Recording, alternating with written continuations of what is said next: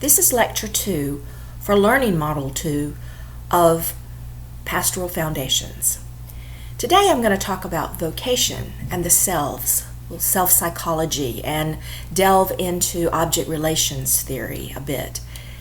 The notion of God's call, or God calling someone into ministry, has historically been tied up with the ordained ministry and the church. Roman Catholics, for example, spoke of people with a vocation as being having a religious vocation, or as priests and nuns.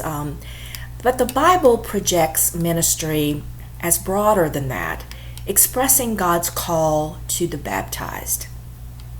We've been reading about some definitions of terms and understandings of ministry.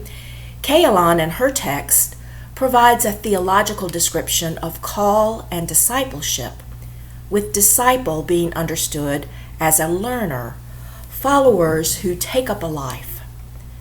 The theology of our text, of course, is expressly Christian and uses that language. But I wonder, might this language be translated so that it makes sense or resonates with people from other faith traditions, or to persons who do not necessarily subscribe to a particular tradition?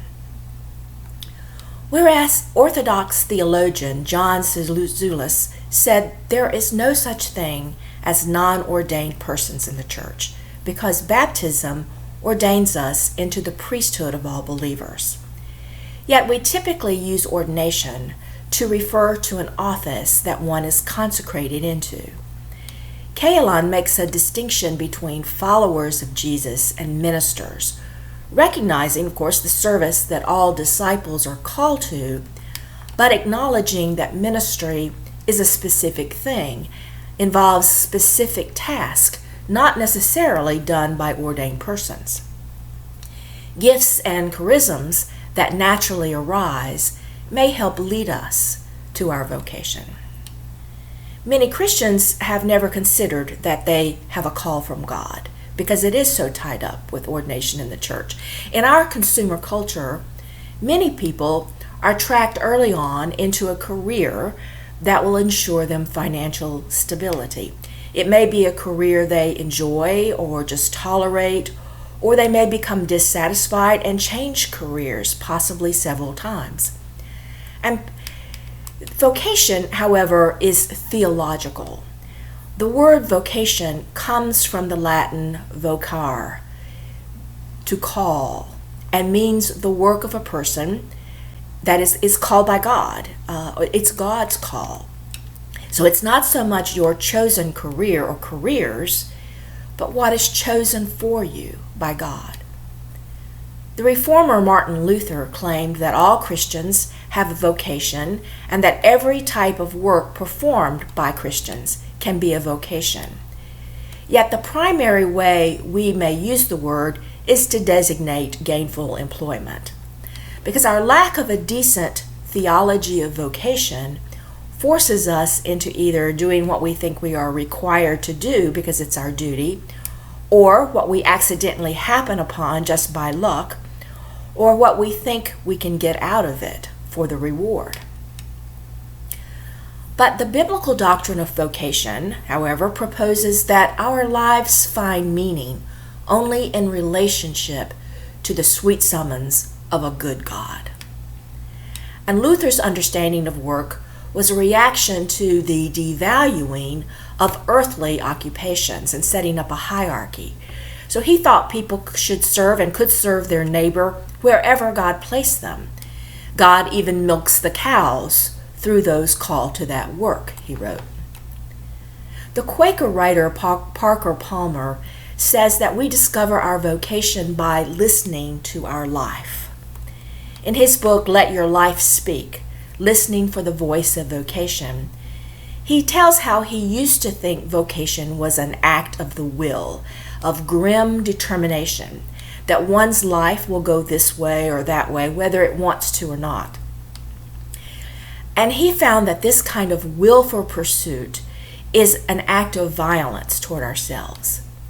We discover the paradoxes of vocation, that it is in both finding your true self and giving up the self, that it is a choice, a response to God. And it at the same time, it is not a choice. It is that in God chooses us. So our vocation is not only a response to the Spirit's invitation, it is a means through which God relates to us. A familiar saying of Christian monks is laborer est orer. To work is to pray. In our labor that is done with our whole selves, we can be in conversation with God, engaged in attentive listening. Our vocation is not only a response to the Spirit's invitation, again, it is a means through which God relates to us. Vocation is not only an outcome of faith, it gives us faith. Discernment of our calls is an ongoing process in the Christian life. Yes, I said calls because God's call comes to us again and again. It is dynamic and it can change. That's supported by experience and by theological anthropology that sees the human person as God's creation, not a done deal, but growing and changing.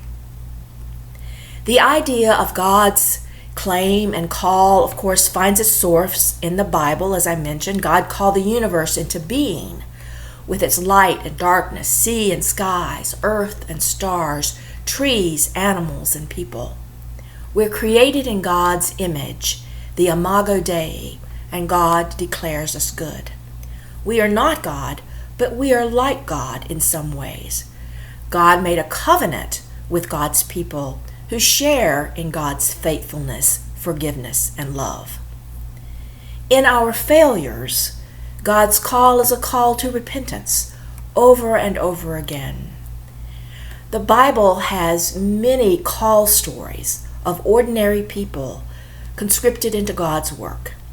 In spite of our reluctance or our shortcomings, our misdeeds, our lack of ability, God calls us anyway. So developmental psychology offers some useful theory about how vocation emerges. At some point, often between adolescence and adulthood, but sometimes younger or older, comes the question of, what am I going to do with my life? The career discernment. What is my vocation? And the question may come more than once, and often does. And this is sometimes the question that seems like the temple walls are crumbling in on us. Erikson, psychologist Erik Erikson, described it as navigation of a psychosocial crisis of generativity versus stagnation. It's the need to invest in something other than ourselves and the call to do that. Generativity is to generate, to give birth, even in the sense, to energize, to breathe life into.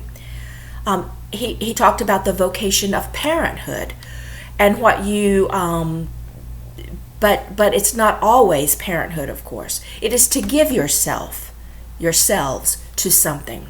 You don't have to have a child to work out this crisis, of course.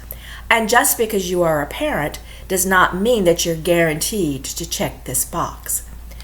Parenthood is a particular calling, and the decision to have children and to be a parent represents a significant change in selfhood. You're no longer just yourself. There are, of course, other ways of generativity than having children. A musician might create a masterpiece. You may start a business. But if you negotiate the crisis of generativity versus stagnation, the strength that emerges in the self is care. You learn how to care and nurture something. Care helps us arrange and rearrange our priorities. It grows out of love and passion, but it requires flexibility, patience, tolerance. The alternative to generativity is stagnation, in which the growth process is aborted. A stagnant body of water is one that does not have an outlet, does not have ingoing or outgoing streams. So in stagnation, a person becomes his or her own little child and is focused on him or herself. This can be manifest in a number of ways, like hypochondria, narcissism, or other things that we typically think of as pathologies. You indulge in yourself. Stagnation can be either conformity or stifling of creativity, or turning it inward on yourself instead of outward. But Pamela Cooper Wright, in her text, critiques developmental theory because it focuses on individual growth rather than on ourselves as relational beings, and for its linear nature and claims to normativity. Human life is relational, and she takes a foray into object relations theory to back up that claim. Now, it's fair for you to ask, why do I need to learn about object relations theory, which is a very technical, psychological concept, for pastoral leadership and ministry? Well, I think that it can be helpful in understanding how we relate to others, to the world, and to God, and how we understand ourselves. And there are insights into how faith begins in people and how faith is relational. So in brief, object relations theory was developed by D.W. Winnicott, British psychologist, and others, expounded on by others, and it goes something like this. This is a simplification. The trauma of birth brings the human person rather abruptly into the world. When an infant emerges into the world from the womb, he or she takes the first gulp of air into the lungs, and often a wail emerges as the child's first sound. Winnicott, who died in the 1970s, spent his life studying infants and children. His theory is called object relations theory because he understood the nature of infancy to be about developing a relationship with the other, which happens even before the emergence from the womb and that stark cry into the air. He noted that the infant is an unconnected set of feeling states. The mother infant is a dyad, and the newborn does not yet experience separateness. There is a lingering of the symbiotic union of the womb. The parent holds the child, senses his or her needs, feeds, clothes, and changes the child to meet all those needs in the best case scenario. The parent is hyper attentive. The attentive actions are what Winnicott and others called good enough mothering. Now, of course, we call it good enough parenting or caregiving in a more egalitarian society.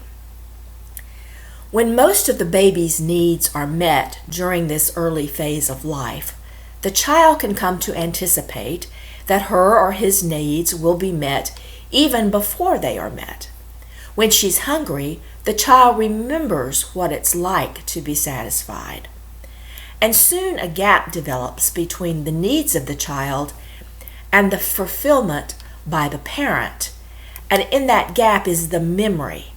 The child moves from a kind of symbiosis with all needs met to develop a sense of the other, the not me or separateness. The symbiotic union divides and the infant begins subject-object distinction.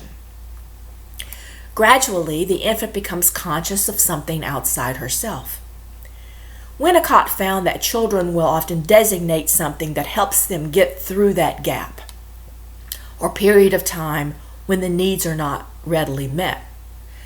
For example, consider the parent who has up to a point been with the child all the time.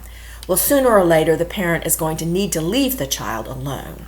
And if that child has had her needs met, if she has experienced good enough parenting, then the child will adjust to being left alone. The child will select an object or comes to an object or imaginary friend to help him or her in the interim. An object that takes the place of the parent or even comes to represent the parent. It may be a teddy bear, a special blanket, or his or her own thumb. This object is called a transitional object because it helps the child make the transition to being left alone. Winnicott claimed that every child has some object. Some make more of it than others. Some may have more than one. But the object takes on surplus meaning, an importance beyond what the object would ordinarily have, becomes symbolic. The object becomes a solstice, a substitute for the good feelings brought on by the caregiver. And this object helps the child develop the capacity to be alone. Some theologians have posed that this is the way that religious faith originates. So you can see the theological connotations in this development of the other and the sense of the other and the capacity to be alone.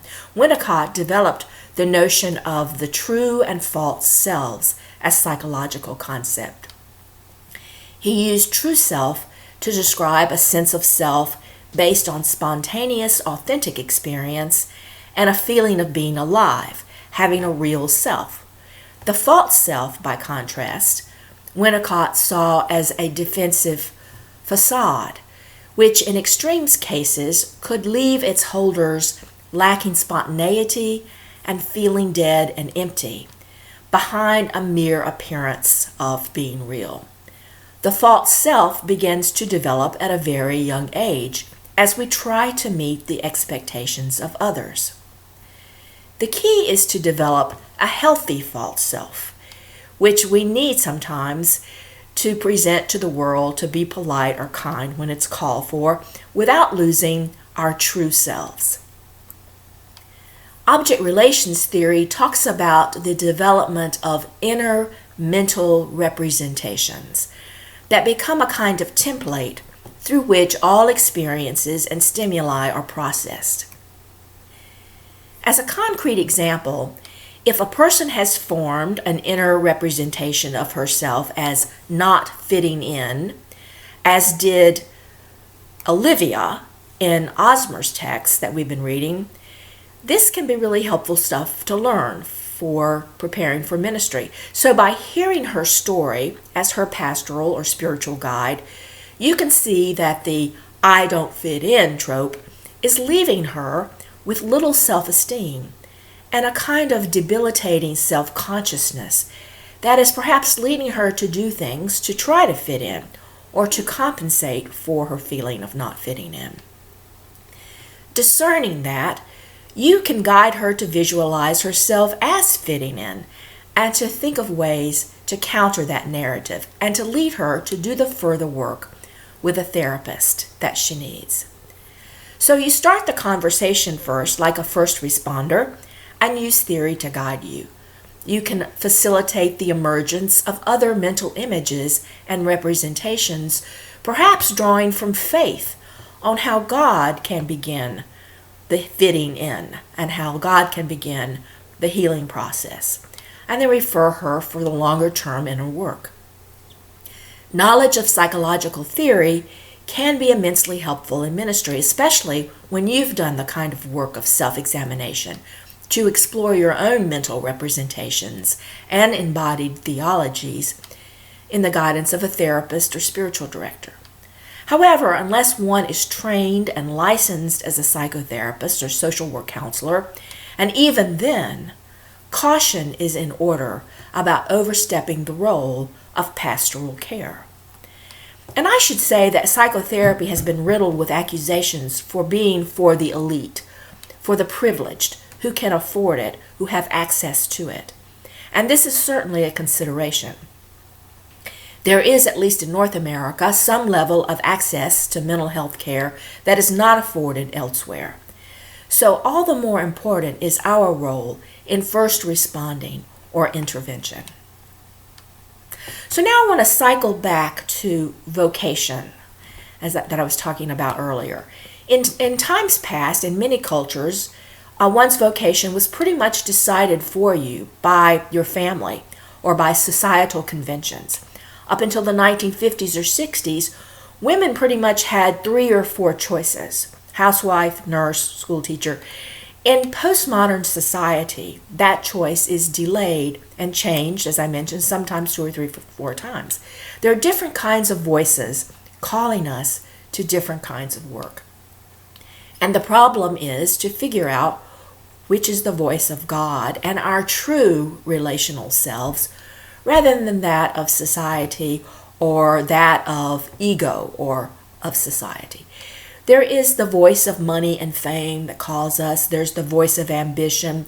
But the kind of work that God usually calls us to do is the kind of work that you need most to do and that the world most needs you to do. It is something you love and do.